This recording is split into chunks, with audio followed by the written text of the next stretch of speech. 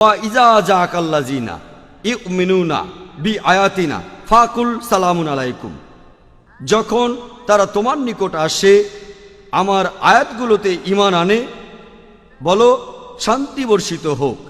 তার মানে যখনই কোনো মুমিন যখনই কোনো মুসলিম আপনার কাছে আসবে তাকে আপনি বলবেন আসসালামু আলাইকুম, আপনার উপর শান্তি বর্ষিত হোক।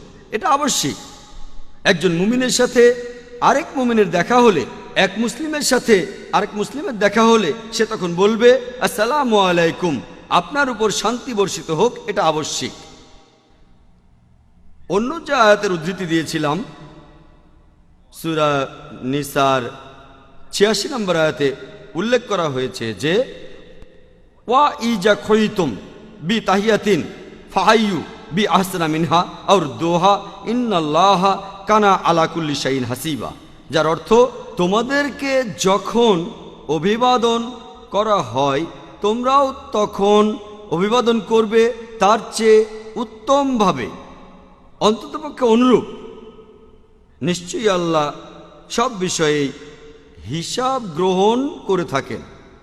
তার মানে যখনই কেউ আপনাকে অভিবাদন জানায় আপনি তাকে অভিবাদন করবেন তার চেয়ে আরও বেশি বিনয়ের সাথে, অথবা অন্ততপক্ষে একই রকম বিনয়ের সাথে। এটা আবশ্যিক। যেমন ধরুন কেউ আপনাকে বলল আসসালামু আলাইকুম, তখন আপনি বলবেন ওয়ালাইকুম আসসালাম রহমতুল্লাহ।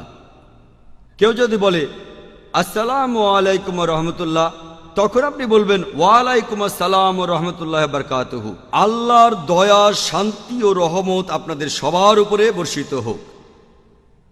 অথবা কেউ যদি বলেন আসসালামু আলাইকুম, আপনি এভাবে বলতে পারেন ওয়ালাইকুম আসসালাম।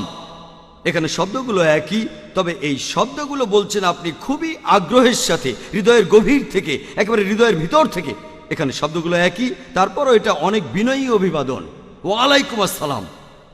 অথবা কেউ যদি বলেন আসসালামু আলাইকুম রহমতুল্লাহ বারকাতুহু, আরো বিনয় হতে না পারলে অন্ততপক্ষে আপনি বলেন ওয়ালাইকুম আসসালাম রহমতুল্লাহ বারকাতুহু, অন্ততপক্ষে একই রকম বিনয় দেখান। তবে মুসলিমদের মধ্যে অনেকে আছেন যারা কোনো কোম্পানির মালিক, তাদের অধীনে অনেক লোক কাজ করে, সেখানে যখন কর্মচারী মালিককে সালাম দেয় আসসালামু আলাইকুম, তারা মাথা নাড়ায় অথবা বলে ওয়ালাইকুম সালাম। অনেকে এই সালামের কোনো উত্তরও দেয় না। এই মুসলিমরা তারা আসলে আল্লাহ সুবহানাহু ওয়া তাআলার আদেশ অমান্য করছে। পবিত্র কোরআনে আছে সূরা নিসার ৮৬ নম্বর আয়াতে উল্লেখ করা হয়েছে তোমরা অভিবাদন জানাবে আর উত্তম রূপে, অথবা অন্ততপক্ষে তাদের মতো করে অভিবাদন জানাবে।